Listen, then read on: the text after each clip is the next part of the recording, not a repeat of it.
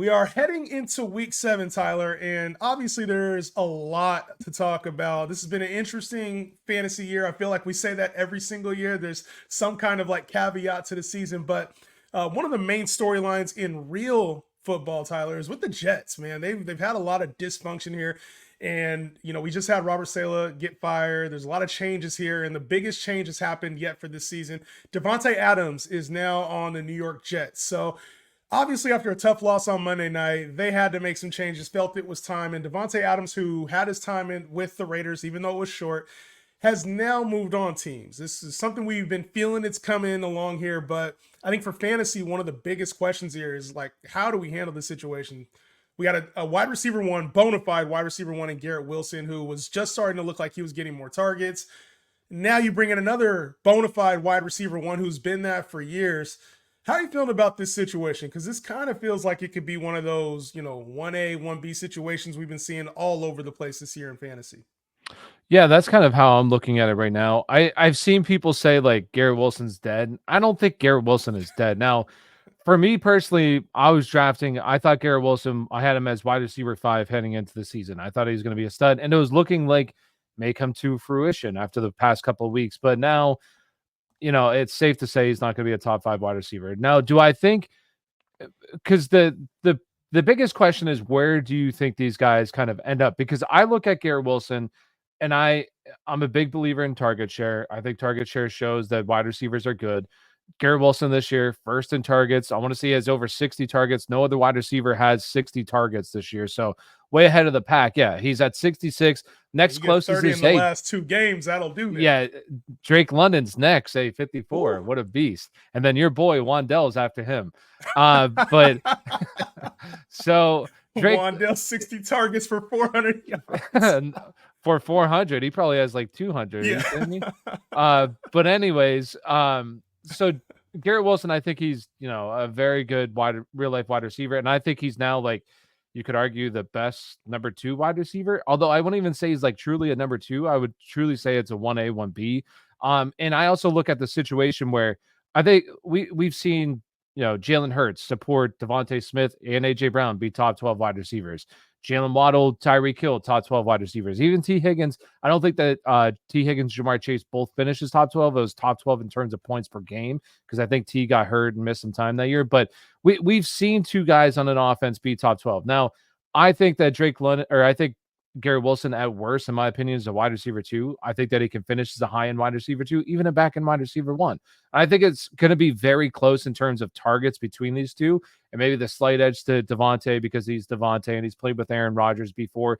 But I don't think that these guys are dead. And the other thing, too, is I just think this offense becomes very consolidated, where it's going to be 2 guys with Breece Hall. That's what this offense is going to be moving forward.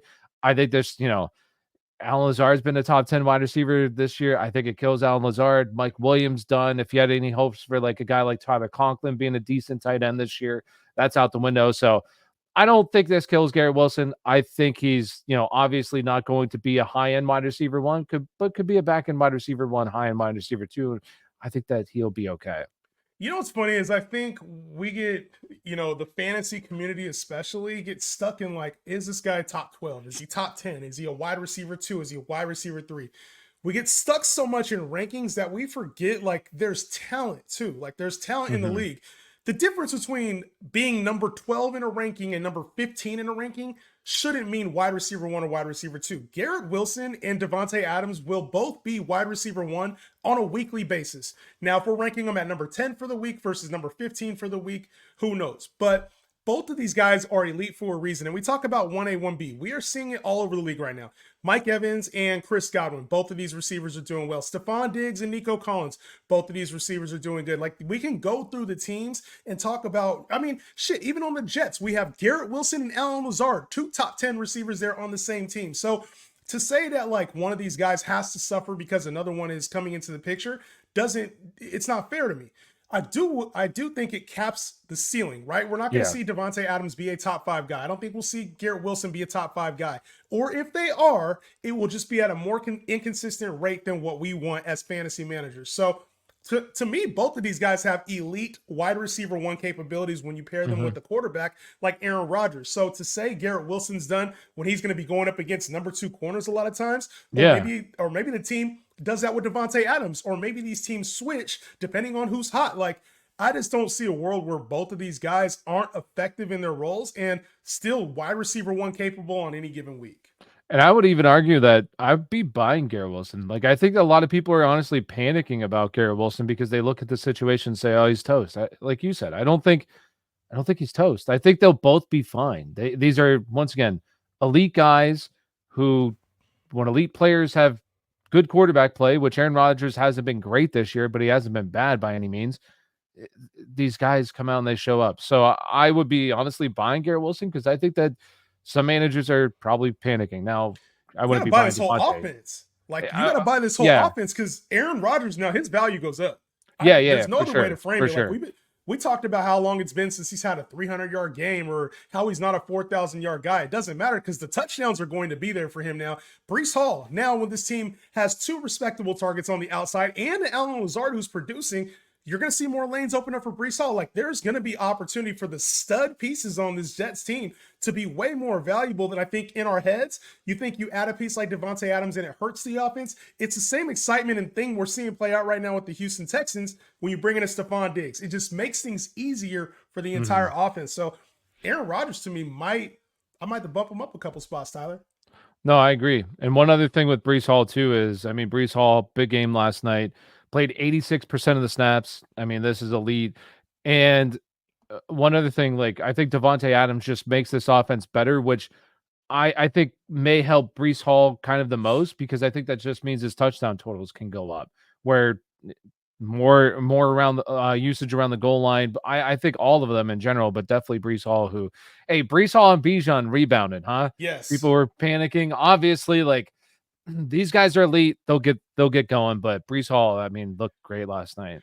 You know, the RB 6 and 7, not too bad considering the circumstances here. You know, everybody panicking on them. And here we are talking about our guys. So we took at number one, still the RB 6 and 7 in a negative light. I feel like, you know Hmm. what I'm saying? We doing pretty well. Brees Hall should be much better here. And like I said, I think for a guy who's pretty much known as a home run hitter and to see him play like a lot of the Braylon Allen stuff that even I was kind of concerned about. We had talked about this during the offseason. I was like, man, Braylon looks kind of good. To see him play like 80% of the snaps last night, it was like, nah, we're gonna feed our guy Brees and he's gonna be the engine that And they runs had this whole that thing. the So change in play callers too, which I think could attribute to that. We'll see how it goes this week against Pittsburgh, but yeah, I mean, definitely a step in the right direction. yeah, the Jets, man, this offense, you know, obviously a lot of changes recently with this Jets offense. It's good to see, but the Steelers are another team going through some changes like in the middle of the season, 4-2 team. And we talk about changes for the Pittsburgh Steelers. It was just announced, like, you know, we had kind of been sensing like something was up because we're like, Hmm. why is Russell, you know, he's getting ready and there's still this first team, second team. We haven't heard Mike Tomlin come out and say, Russ is our guy. We haven't heard him say Russ is our guy or Justin Fields is our guy. And we're getting reports now that Russell Wilson's going to be taking first team reps with the offenses this week. And that's not the only report that came out. It's also the fact that they might both play in this game. So there's a Sunday night. I think they play Sunday night this week. Yeah. It should be Mhm. very interesting because I think the one thing we haven't seen out of the Steeler offense that everybody's been kind of clamoring for is the downfield passing, right? When you have a guy like George Pickens, they're trying to give him shots. He's upset and not getting the looks that he wants. The run game looks okay at times. And then we see a Najee Harris game where he looks the part. And it's like if this offense can move, maybe there's something substantial here. You think Russell Wilson can help this Steeler offense at all? I We'll see. I don't know. I think it's an interesting decision just because the team is 4-2. But last week, like it was the offense just still isn't moving the ball as effectively as it could. And maybe, Russ will help out. I think it's also interesting that they made this decision now. Well, not interesting. I think it makes sense. And why it makes sense is I still think that they have, if they end up going with Russ, which I feel like it kind of sounds like they're going to go with Russ Yeah. this week, maybe not, but I think Russ will probably get the start. And I think it makes sense. And the reason why is because you'll have 2 weeks now before their bye.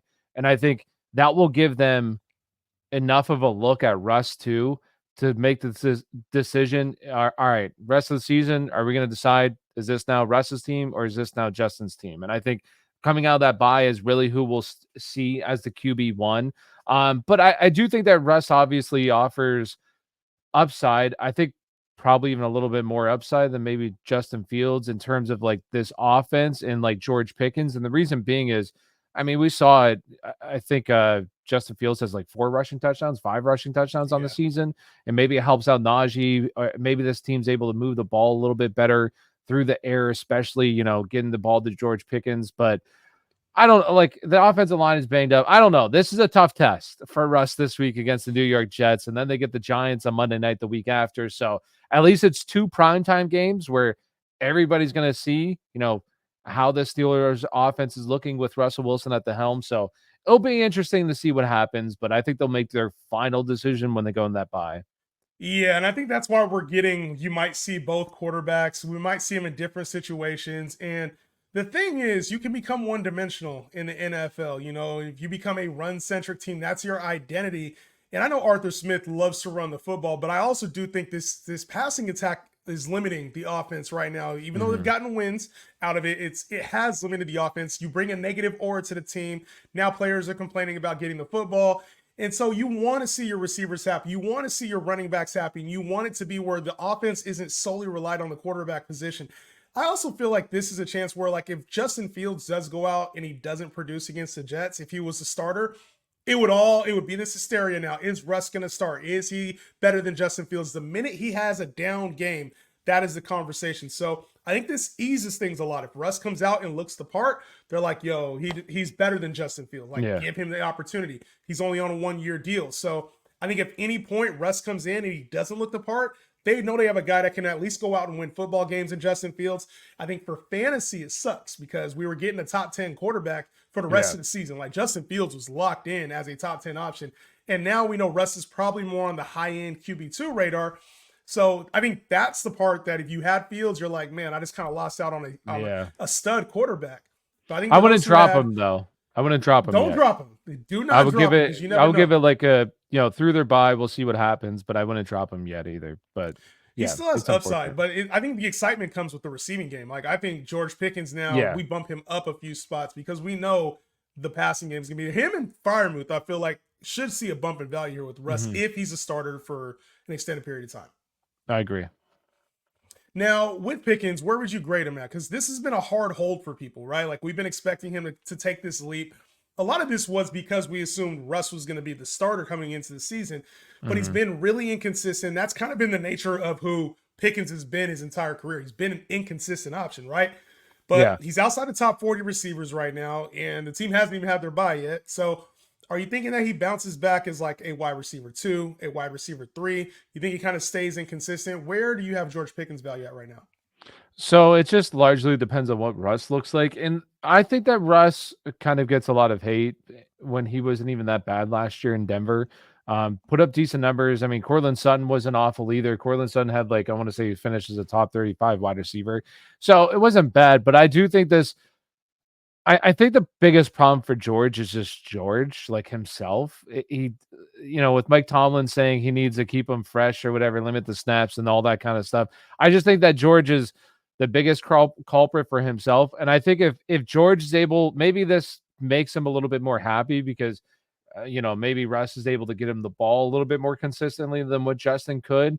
So maybe that makes him a little bit more happy. And I think he has the talent to be a wide receiver 2 in the NFL for fantasy football purposes. Now, whether or not that comes to fruition, I have no idea because I don't know what this offense is going to look like with Russ. It may be like last year we saw Russ, he was a check down machine, and maybe he has to be a check down machine because this offensive line is also very banged up. So I just think that there's a lot of variance with him going forward. I could see him being a wide receiver 2, and I think that's the hope, but I could also see him being, lower end wide receiver 3 where this just doesn't work out and Russ doesn't look good back there. And the bigger problem too is, like, this is a really tough matchup. So you're just hoping for something, some, slight of hope, but it's a really tough matchup. I would wait more towards, maybe next week and see how well he does there before I fully decide. But we'll see how it goes. The rest There of the might be a buying opportunity after this week for George yeah, Pickens, especially with all the concerns I would say because this week because if he balls out this week against the Jets, yeah, that's definitely closed. it's closed. But I think that that's if you wait, the It could the, be the even thing is, lower. he's a wide receiver 3. Like Yeah. he hasn't played up to that level at floor. I think he's a wide receiver 3. So, and we talked about this, like just mentioned it earlier, like just because somebody is a place in the rankings right now doesn't mean that's what their value is on a weekly basis. I think he has wide receiver 2 upside on any given week. So I think for Pickens, it's just a matter of will Russ be looking his way? Is this the answer to making the passing game happy? And I think, I think if Russ gets an opportunity, he can make George Pickens into a wide receiver 2. We go from all the question marks from the Steelers to even more question marks on a New Orleans Saints team. This isn't a fun team to talk Hold on. about One more right now. thing. How What about you Najee? How about Najee? got? He Finally had a has a good good game, game. but it still don't feel right. Well, we'll see. Like he looked good. That was the best I've ever seen Najee. It Yo, was by far the the leap best. from the 5-yard line. The leap, and he broke some dude's like literally. I've never Yeah. seen that before. So, hey, it's a step in the right direction, and people probably didn't even play him because how could you possibly be playing him right now? But Yeah. hey, we'll see. It's a step in the right direction at least. He hasn't had many double-digit games, so it was good to see him like cross, play a really good role. But like part of the concern for me was like he didn't, I know it was a different type of game they got out to, but like he didn't even play the whole game. Like it's like I don't know, it feels like they're like saving Najee or just using him for like 3 to 5 yard gains, and like that's for fantasy purposes. It's still maybe this is a selling opportunity for Najee Harris. Like in a world where we don't have a lot of running backs. I don't know. I've been I've been a big Najee guy over the last couple of years. But well, and running backs are like you said too. Running backs are kind of hard to sell just because there's not many of them, and even a guy like Najee, it's you want to drop him, but it's like, bro, can you drop him? You can't even drop him. You can't start him. Yeah, you can't it's trade just him. It's you just hold out hope of hey, maybe this is kind of like Najee. I don't know. Well, we'll see. He's just, I mean, he's a back end RB2, and that's where a lot of these back end RB2 guys are. It's just like they're floor plays, and they're like 8-point guys on most weeks. They're gonna have a couple 15 to 20-point weeks, but for the most part, they're gonna be disappointing. It sucks because I like Najee as the player, but I feel like Jaylen Warren is gonna start to become involved here over the next couple weeks, and the thing is, like, I look at a guy like a Breece Hall, right? Like, and obviously Najee will never be Breece Hall. But I look at a guy like Breece Hall, and I'm like, you can get 20 points just by being on the field, without a touchdown. It's like Najee, it felt like he was working hard, and he just got 20 points. Yeah, he's a tryhard. Trying real hard, Last man. week. I hate to call him that, but for fantasy purposes, bro, it is what it is. So, I don't know. I feel like Najee, I mean, he is who he is. RB2, RB3 flex. Like, yeah. But we got to move on to the Saints, man, and talk about it where we're running out of options to talk about on this Saints team. I mean, a week ago we were talking about Mason Tipton. We're talking about Bub Memes now and Spencer Rattler. And this whole thing is starting to look a little ugly for fantasy purposes, at least for the Saints. A lot of changes. Obviously, Derek Carr being out for the next 3 to 4 weeks, it seems like is the consensus.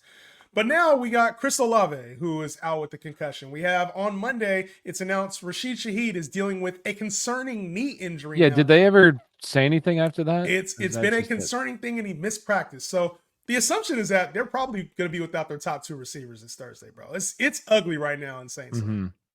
Yeah, and they played Denver. I know that Patrick Surtain got knocked out of the game, so I don't think he's probably going to play in this game. But still, it's Denver, for the most part, has been pretty legit as a defense as a whole. Then you throw in, I think that it was kind of a mixed bag with Spencer Rattler there. So you have Spencer Rattler. I just, gosh, this game on Thursday night is going to be ugly. Goodness gracious. The point total for this game is probably like 32. It's got to be low. It's got to be somewhere in the 30s for sure. So, yeah, I just don't. Outside of really Alvin Kamara, I just have no faith in any of these guys. Even like I know Bub Meme's probably going to be a popular ad. I would assume. I don't even want to say super popular, but like a decent ad this week. I would say in Dynasty for sure, I'd be adding him if he's available because he is probably available in a lot of leagues because he's a rookie and Yeah. didn't really have a clear path to any playing time. So in Dynasty, I would just kind of add him and see what happens. But for redraft leagues, I would have 36 is the over under for this game. So Ugh. yeah, Ugh. that's rough. So yeah, I just wouldn't feel comfortable starting any of these guys. I would have no interest outside of Alvin Kamara and yeah, it's I feel like so, and this is one of those, we talk about like the intuition things. It feels like for this Saints team, this could end up like becoming kind of ugly for them, right? Like if Derek Carr is forced to miss more time, or there ends up being a quarterback controversy late in the year, like I don't know, Alvin Kamara is in a contract year, so when you see a guy like Olave go down, you have concerning stuff for Rashid Shaheed. You have Derek Carr out. Taysom Hill has been out. And we have a number, top 5 running back in Alvin Kamara right now. This is one of those seasons that starts to feel like, maybe you might, I don't like calling him a sell high, but like you might want to cash out on the value. The only hope I would have for Alvin Kamara, if as the season goes on, to be honest with you, Tyler, is like a trade. And obviously, older running back contract year, there might be a team that wants to give up a first or second round pick that needs a running back or maybe suffers an injury here over the next couple weeks. That could be the saving grace. But I think for Alvin Kamara, I would start to be a little concerned with how this season is playing out. A lot of disappointment right now when it comes to the Saints after the start to the season, the real, a lot of success catching people off guard. I'm not saying panic sell them. That's not what I'm saying. But like the intuition part here is like maybe towards the second half of this year, this could get, unless there's a change, this could start to get a little uglier for Alvin Kamara. So I'm not saying a panic sell, but just something to for note sure. as we're going and through I the think season. you could get a lot for Alvin Kamara too. Yes. Like you could get, I really do think that you could get, I don't think it could be a 1-for-1, but it could be like a one for another little piece for like Breece Hall. Yeah. I think that you could get something like that. Or even like, I think that you could probably trade him for, who would you rather have, Kenneth Walker or him? I feel like I'd that'd be rather pretty have close. Kamara, but like I can get Kenneth Walker in another You could get piece. Kenneth Walker and something else. Yeah. So I like, that's another player that I would kind of try to target as well. So no, I think that's a good call.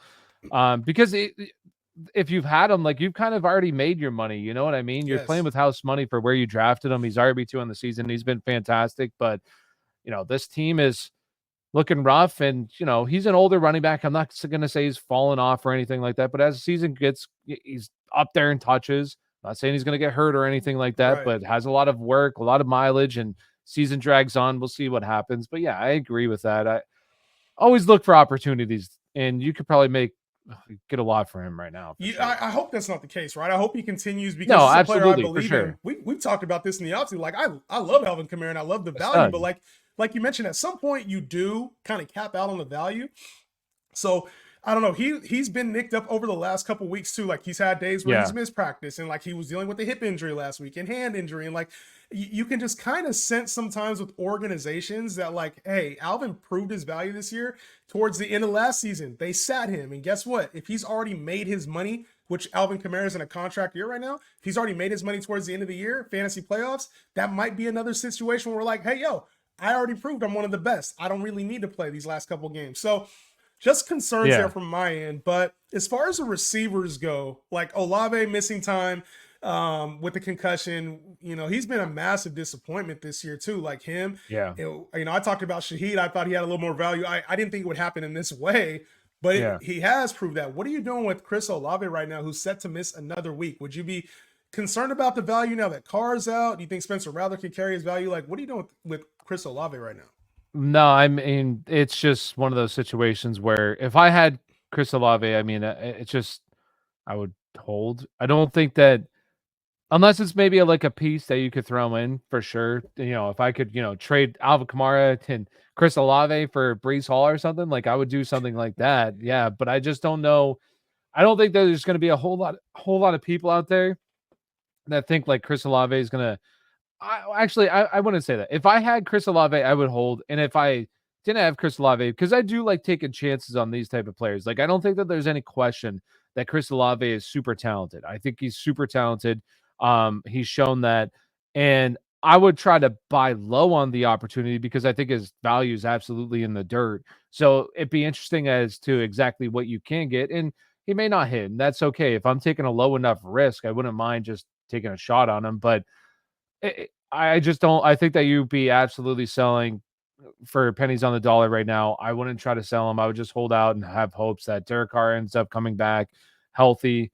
This offense looks like it did early on the season, and he gets more involved because there was a couple of weeks there where he was seeing decent work, and then it's just kind of this offense is hurting. Like their interior offensive line is all out. Now you have Derek Carr. Now you have your wide receivers banged up. It's really unfortunate because it's been a thing of a whole bunch of players are getting hurt that affect the team as a whole. So Yeah. we'll see. I mean, he's at floor value right now. This is the bottom of the barrel it can be unless he's out for the season. Like, this is literally as low as it can get for Chris Olave, who's dealing with an injury, set to miss at least this week with the concussion. So obviously, like, you want to get top value for him, but like if I have Chris Olave, I don't know, maybe I'd be trying to sell as like a wide receiver too. Like I think if I could sell him still, like for the name value as a wide receiver too, it just looks like, I've talked about this. It looks like he's not the offense. Like if you have a guy who's a high-end wide receiver, you want them to be the offense. It looks like he's just part of the offense, and his things ran through Alvin Kamara. So I kind of think differently about Olave. Maybe I'm not selling low. I'm not selling at like wide receiver 3 value, but I am actively pursuing like maybe some other buy low options. Like if I had Olave and I could go get Pickens and another player, I'm probably trying to do that right now. Or if I could go get, maybe a running back right now that could help my team out. I feel like Chris Olave, unfortunately, is one of those pieces that might be, we thought he was going to be a little bit better than he was. And he's more like wide receiver 3-ish at best. And he is like a wide receiver 2. That's kind of what I think about him now that we're 6 weeks. Would you rather have him or Tyrone Tracy? And this is the bad part. We actually have to have this debate. And I think for the name value, for market value, I'd rather have Olave. Market value only, because there's a world where Devin Singletary does come back and plays 50% of the snaps. I think face value, I'd rather have Tracy though. I think it's really interesting. I think like that's the kind of trade that I would be looking at because I don't think you could get wide receiver 2 value for Chris Olave right now. I just don't think that you could get it. But I think it's a move. If you're going to move Chris Olave, you want to just swing for the fences, in my opinion. And I think a move like that could be a swing for the fences because Tyrone Tracy's looked really good over these past 2 weeks. I think I said it last week, like he's the best running back on this team. He is. And I think that Brian Dable, he's playing for his job. And I think he sees, hey, Tyrone Tracy gives me the best chance to win. He could be an RB. I don't want to say an RB1, but could be the RB1 for this team going forward. He looks the part. He looks good. He looks the part. It could be a move that may look ugly now, but in the long run could really help out. Also, I'll say this about Chris Olave too. He had 3 80-point or 80 receiving yards games in a row there. Just weeks 2, 3, 4. So we were starting to see something, and then obviously Derek Carr gets hurt in that Kansas City game. Dreadful. And now last week he got hurt. I want to say it was the first play, wasn't it? It was like early, literally it was early first pass play. He got knocked out. So I don't want to say I'm panic selling or anything like that, but I do think that he could be a guy that could have, later in the season, they have a week 12 bye. Maybe they get healthy and, later part of the season could help you down the stretch. So we'll see. Well, it remains to be seen, obviously. The Saints. Hey, real quick too. Yeah. Talk about rookie quarterback, because I don't think we're going to talk about this today. My boy Drake May, though. Drake May. Well, we can get to Drake May. We got to go Spencer Rattler, though, too. Like, because he kind of was inconsistent. Do you think Spencer Rattler, do you think there's a chance that he does not remain like do you think there's a chance that like Derek Carr just doesn't come back and this team's like, yo, we want to see what we got in Rattler? Because they got an upcoming stretch. Obviously, Denver, they got the Chargers, which is playing, they're playing winning football right now. And then the Carolina Panthers. That's their next 3 games. So if Derek Carr can't get back by then, this Saints team could be, kind of reeling at that point and really like out of contention for a playoff spot, especially with the way like Tampa and Atlanta are playing. Do you think there's a chance we don't see Derek Carr the rest of the year? You think this is Spencer Rattler's team moving forward? I think no. It depends on how he plays, because Unfortunately for him this week, I am not giving him much of a chance. I think Yeah, he's going to probably struggle this week. And then the Chargers have looked pretty good too defensively. Like they've looked like a really solid defensive team. I would say it depends on how he ends up playing, but I think if he struggles, which I anticipate he does, outside of maybe Carolina, I think that Derek Carr, once he comes back, he'll be the starting quarterback again because I do think playoffs are always really tricky, and you could have some teams, look good right now, struggle in a couple of weeks. That I think this team will look at their squad and say, "Hey, we're good enough to get the last seed." And I think right now Derek Carr gives us that. But this is a nice look into the future where, hey, maybe next year we're talking about, do we, bring back Derek Carr? Do we move? I don't know what his contract looks like. I have no idea. Or do we kind of yeah, roll out Spencer Rattler, see what we got in the season? Because they're also going to be an interesting spot because Kamara could potentially be gone next year, yeah. change the offense up. So I think that we will see Derek Carr again. Yeah. But Yeah, it yeah. kind of it really does depend on, like, because they're 2-4 right now, so it really depends on like these next And couple everybody weeks. was crowning them as the best team in the league at the first 2 weeks of the They season, looked, hey, they did look the They part did look early good, but on. that's also why, like, we don't overreact. Like, don't Yes, fucking overreact, especially to like the first 2 weeks of the season. Like, chill but out. and that's, we'll talk about this on another show, but like that's the reason why you can't watch. Most people who are casual fans probably think the Saints are still doing like well in their eyes because of how they looked in the first 2 weeks. Yeah, The honestly, early yeah, season, sometimes Tyler, the early season stuff sticks with us so long we forget how yeah. players are like really doing throughout the year. It's I'm doing weird. now. Yeah, It's weird. absolutely. But you talked about it. We will touch on this because we sometimes, you know what I'm saying, we gotta take moments to give credit where credit is due. Drake May played really well, and maybe it wasn't the game, for them, obviously, like, but for fantasy purposes, shit, he put up over 20 points. Like, what are you thinking Against here? a good defense. Houston's been good Yeah, this year too.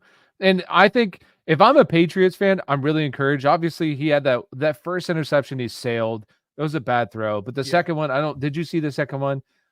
Will Anderson tipped it, went flying. The dude caught the ball, reached around the offensive player and caught it on his back as an interception. So just unfortunate. Then he had that sack fumble, but like the thing about Drake May that I like Drake May for fantasy purposes, I think he's going to be a very good quarter. I think this quarterback class is just going to be remembered as one of the better quarterback classes we've seen because I think these guys are studs. But I think Drake May is a stud. He'll be a very good quarterback for years to come. But for fantasy football purposes, his rushing, like he offers Yes. rushing upside that a lot of quarterbacks don't offer. Now, I know it might sound crazy right now just because he's a rookie, but I would not be shocked if like week 14, Drake May is a much better play than a guy like Jared Goff, just because he has that rushing upside where he could have a couple of touchdowns. Like he can offer, 30 rushing, 40 rushing yards, and that stuff adds up throughout the season. And the other thing too, this team is bad. They're Yep. going to be playing for behind. He's going to throw the ball. He's going to have to play hero ball. So I think he's a guy that is really intriguing. Now, would I add him in one quarterback leagues right now? Absolutely not. But in super flex leagues, two quarterback leagues, absolutely. I mean, he should have already been added, but he's a guy that I would want as a quarterback, as my third quarterback going forward. Even in single QB leagues, if you're in a 12 He's team league, intriguing. Yeah. he might be like, if you have a really safe player that you're starting every week, Yeah. why not get a Drake May for the upside? Because when you talk about like bad teams, sometimes they have nothing to play for but just like improvement and getting Just better. slinging the rock. That's it. And you're going to be down in games most of the times. We kind of saw that this last weekend where like Drake May, he's just stacking up fantasy points as the game goes on. So while he's still making rookie mistakes and, there's some luck that's not going his way, he's still putting up good fantasy point. Like he's putting up better 20 numbers than points. some of the guys we thought were more reliable this year. He had three, which is crazy. Three passing touchdowns, more than Jacoby Brissett has had all year That's crazy. in one game. Like that's insane.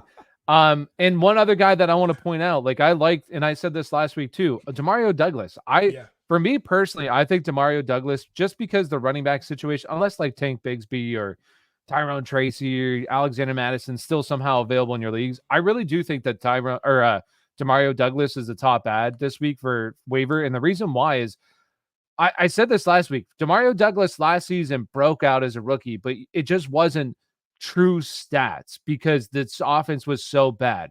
where this week we saw it. And I think that this rapport is only going to get better because Demario Douglas is able to actually get open. And like, that's the best thing that wide receivers can do is get open, make themselves available. And I think that he'll be able to get open for Drake May. And as Drake May gets better and more comfortable in this offense, I really do think that Demario Douglas will be the number one option and can be all season long. And for wide receivers, we know how incredibly tough it is to find wide receivers throughout the season. And I really think that he can be a guy that can provide, honestly, like wide receiver 3 numbers for the rest of the season, maybe even a little bit higher, depending on how better Drake May gets throughout the season. Yeah, only concern I have about him is just like true upside. Like we just know he's not a big touchdown threat most weeks. Like he had, I think it was his first career touchdown. First over career the weekend. touchdown. Yeah, so we just know that the touchdowns aren't going to be there. So he's like a floor play. You know, he reminds me. I've said the name Wan'Dale Robinson, but maybe he offers a little bit better yardage, I think, than a Wan'Dale Robinson does. But a similar type of play there. So a slot guy, a Greg Dortch, but he is definitely on the upper end of that tier. All right, moving on to the teams that have buys right now. We're going to talk about a couple of them. The first one is the Los Angeles Rams, and the Rams are a team right now going through a lot. Obviously, injury wise, they needed this buy in the worst way. But one of the players, obviously, that's helped our teams over the years, Cooper Kupp, expected to make, at least have a chance at making a return this week. It was a big question mark as to like whether he was going to be back or not. Cooper Kupp, if he comes back, I'm playing him. Like that's there's no other way to put that, even if he's hurt. And I think that this might be your last window to get him outside of top 5 value, because even if he does re-injure himself, when he plays on the field, he's elite. So I think you have to have that risk built in. But at the same time, it's like we saw it on the field early in the year. He is going to be a top 5 to 10 guy at floor when he plays. I'm buying Cooper Kupp if I can, and praying that the other person's just sick of having him on the roster, especially if they're a sub 500 team in fantasy. So you wouldn't use the opportunity to potentially sell high? Not at all. What if you could get CeeDee Lamb? You're not getting CeeDee Lamb for Cooper Kupp. You don't think so?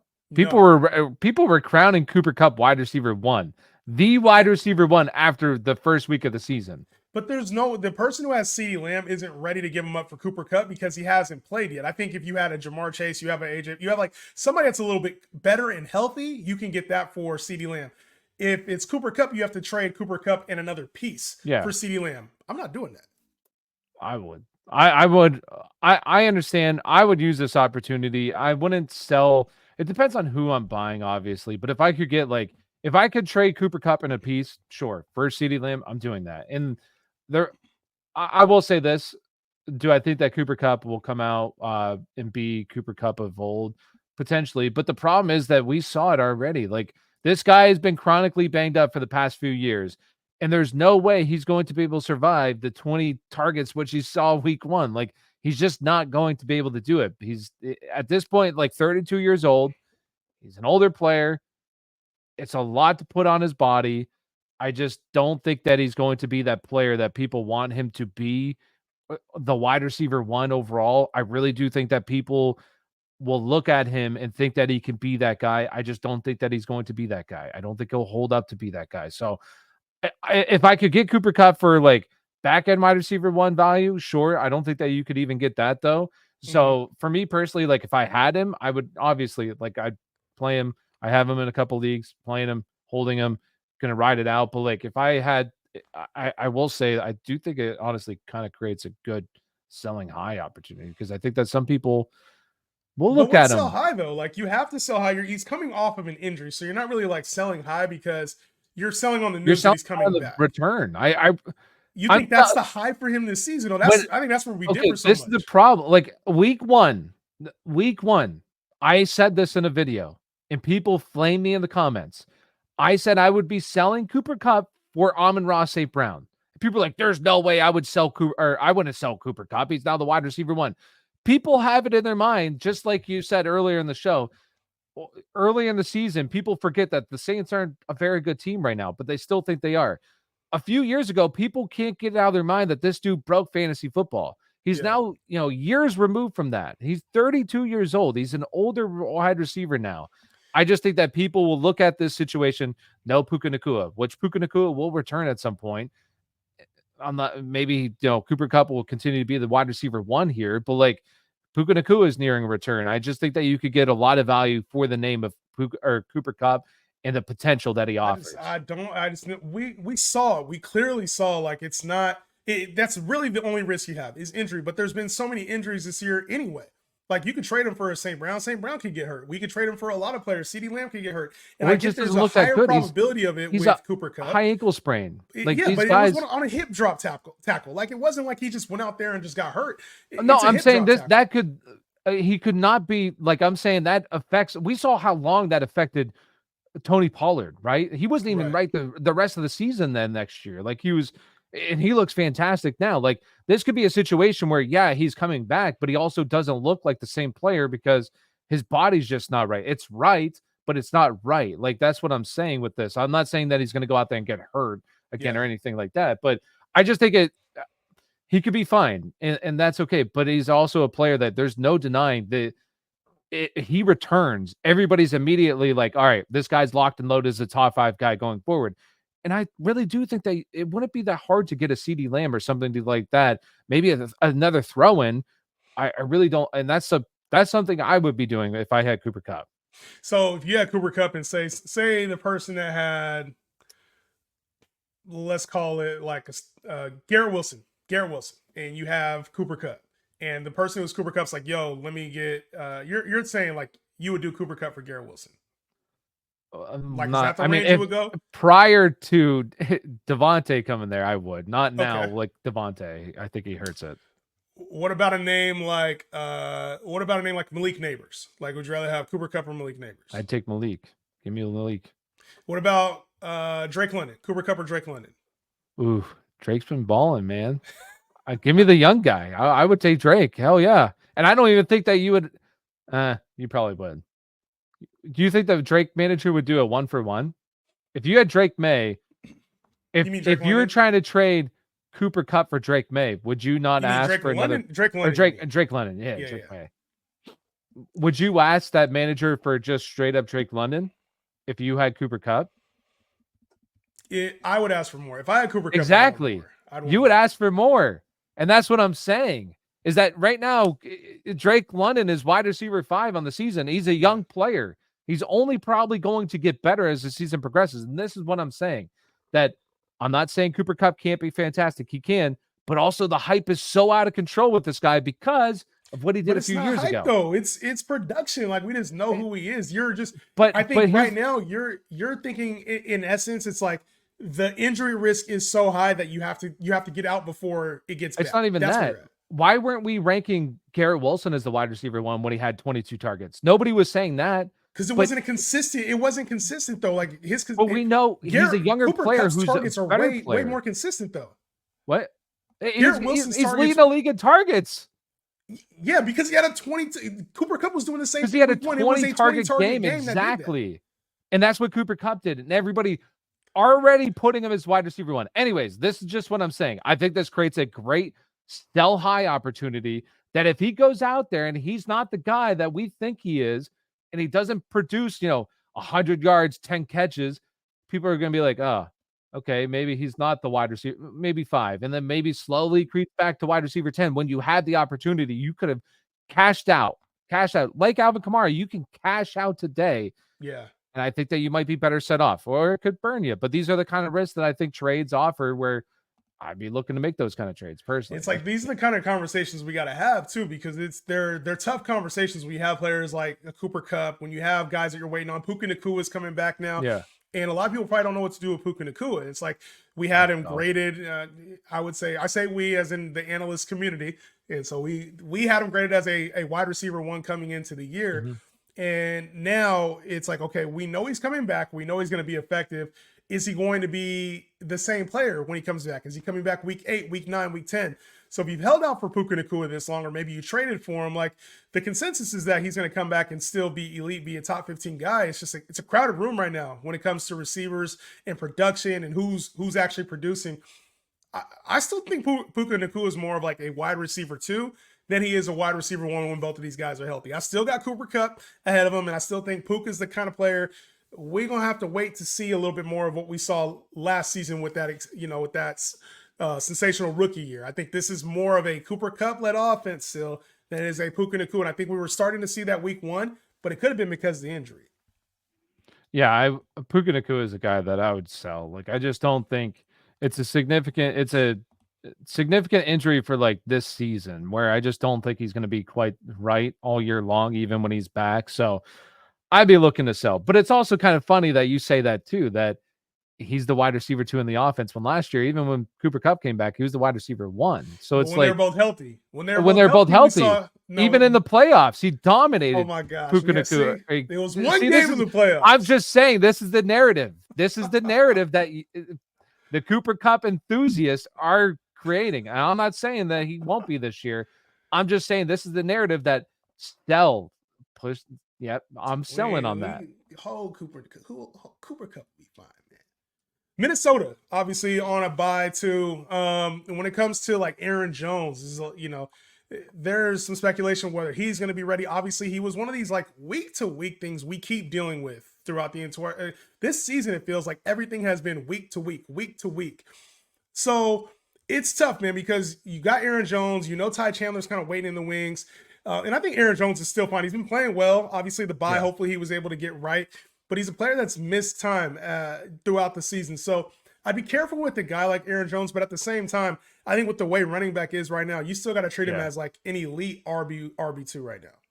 Yeah, and it's, we said this earlier, it's just hard to sell running backs. Like, whenever I do my like buy and sell videos throughout the week, it's just always so difficult to recommend people selling running backs, just because they're running backs and they're so hard to find, especially guys like Aaron Jones, who when he's healthy, he can put up big numbers, and it's really hard to find those kind of guys. So I don't want to say I would sell, but if I can get like maybe, who would you rather have, B-Rob or Aaron Jones? Similar tier to me. And I think Aaron Jones having his bye already, sometimes I factor Aaron that Jones into like giving me the even though it's just one extra game, it's another game I don't have to eat the bye. So I would rather have Aaron Jones than B-Rob. And I think most people would probably say that. I think that you could probably sell Aaron Jones for like B-Rob and a little bit more.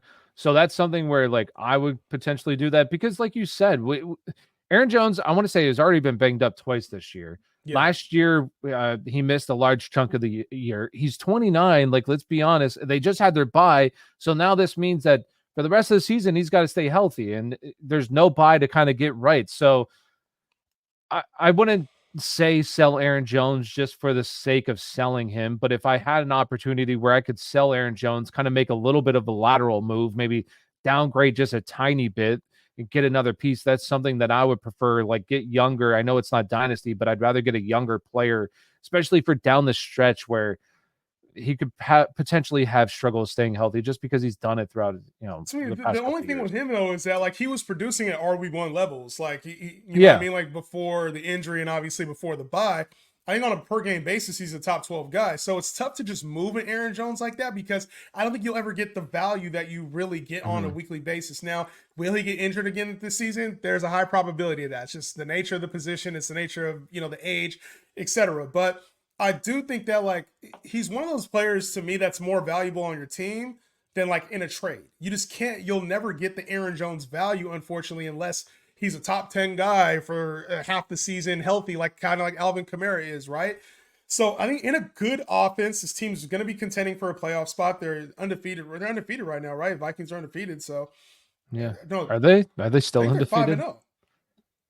That's pretty crazy. I want to say they're 5-0.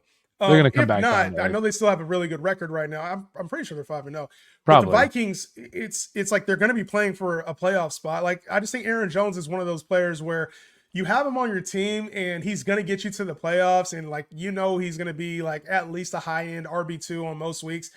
But you do have that concern in your head of like, can he stay healthy the whole year? And is it going to be Ty Chandler in those fantasy playoff weeks? That's the one thing you have to worry about. Would you want him or Josh Jacobs? They're similar plays to me. And I think I have Josh Jacobs maybe a little bit higher because of the durability factor. But if I could get Josh Jacobs, I would do that.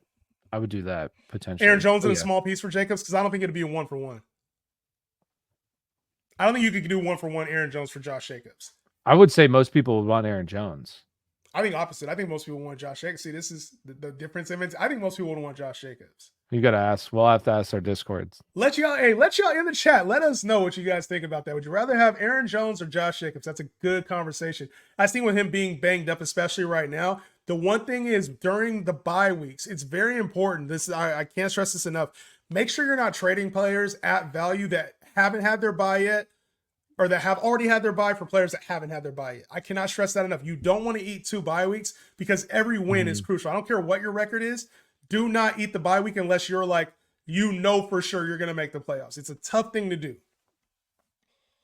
What about Justin Jefferson, Tyler? Because we've seen the receivers, right? Like, and we were talking about this just a second ago, is like the trading aspect, right? Like you got your Cooper Kupps and you got some of these other receivers who haven't yet had the stretch of games that we want to see. Like Brandon Ayuk comes to mind as a player that like hasn't had a stretch of games yet that we expected him to, right? But there's still like this weird value where like we got Diggs as a top 10 receiver. We got Nico Collins, who's top 5, but he's out on IR. We have, Chris Olave, who hasn't performed very well. We have, upside players, and like T. Higgins is starting to play well. Jaden Reed is a top 10 guy. So a lot of our offseason wide receiver rankings, and I think this could be said for damn near everybody in the community, they're not what they were during this offseason. Yeah, for and sure. Justin Jefferson still remains a guy that we know is an elite receiver, could still be up there as far as like the league leader in yardage, touchdowns, whatever it is. Are you taking this as an opportunity to buy Justin Jefferson? Do you think that he kind of is limited by Sam Darnold? Like, just talk to me where you're at with Jefferson, who we haven't seen had like the Jamar Chase game yet, the 40-point game, the 35-point games. It's been kind of dialed back in like this 20-point range, which isn't bad. It's just not Jefferson. It's not, and that was kind of my problem like heading into the season, why I didn't necessarily like him for where he was currently going. But I've kind of like, it's tough because I still have a hard time truly believing that this offense is still going to continue to do what they have been doing, but they have been. It's tough to say. And the other part too is this defense playing really, really well, which you could also say has limited Justin Jefferson a little bit too, because they haven't really been in shootout type of games where they've needed to throw the ball a whole lot. But I said this early in the season, if I could have gotten Jamar Chase, I would have easily gotten Jamar Chase for Justin Jefferson. I still would say Justin Jefferson right now is like a top 5 wide receiver, though. The only guys that I would probably want ahead of him for the rest of the season would be like Jamar Chase. I would still take Amon-Ra St. Brown over him. I still have faith in CD. Like I still have faith. I have faith that this offense will get right. And we saw it last year with CD too. Like he wasn't CD early on. He really became CD, midway point through the season. So, but I would say Justin Jefferson. Would I want him or Jaden Reed? I would still probably take Justin Jefferson. So yeah, I would. He's a guy that down there. What's that? So you got him way down there, like barely, like around top. It's like top 5, number 5-ish. Yeah, 5. I wouldn't say he's. And I think that's where he deserves to be. And the reason why I think I say that is because he has 100-yard game. Like he's not, and this is what I was talking about earlier in the season. This is not a guy who's going to be absolutely immune to the change of quarterback position. Like he's been very good. Don't get me wrong, but he's not having those 40-point games. I don't know if we're going to see a 40-point game from him this season because I just don't believe that Sam Darnold, who has been good so far this year, is the quarterback that's going to be that quarterback that we have hopes for. I just don't think he's going to be that guy. And there's a couple guys that I would definitely want over Jay Jettis, but he's right there, right around 5, which is exactly where I had him ranked. I still think Jettis belongs in the top 3 conversation. And you say Jamar Chase, like I think I'd rather in a one-on-one deal. I think if I could get. Oh no! I'd rather have Jettis and Chase. Don't say it. No. I'd rather have Jettis and Chase. I would. Oh I my! would. We're letting one game, one heavy game, skew everything with Jamar Chase. One heavy game, bro. Jamar Chase, wide receiver 1. Yeah, because of one damn near 40 That's point game. That's who he is. With Joe Burrow, he has Joe and Burrow. Jettis is literally 20 every single week, and we haven't seen that game yet. He's not been 20. He has one 20-point game. He clears the wide receiver 1. He had one 20-point game. He's not 20 every single week. He has one 20-point game. Justin Jefferson? Yeah. I got 3 right here. San Francisco, All right, Houston, it Green depends Bay. on the 3 scoring. games. What are the scoring? Full point PPR? Like, it depends on the scoring. Full point PPR. At least is how I see it right here. 15.9, 23.3, 20.1, What is this? Half point? 20.5, and 15.2. All right, this is half point. That's why I was looking. Oh, see over here, half point PPR. Man. Number, and it's Hey, people play half point. weeks. All right. Hey, I know we got all these different damn leagues, all these different settings, dude. Yeah. It'd be like that sometimes. But Jettas, I'm still taking Jettas over Jamar Chase. Like, there's, for me, the consistency factor, and when he does have that big game, Tyler, when he does have that big game, now it becomes a separation. The only reason we're not talking about that is because he had his bye.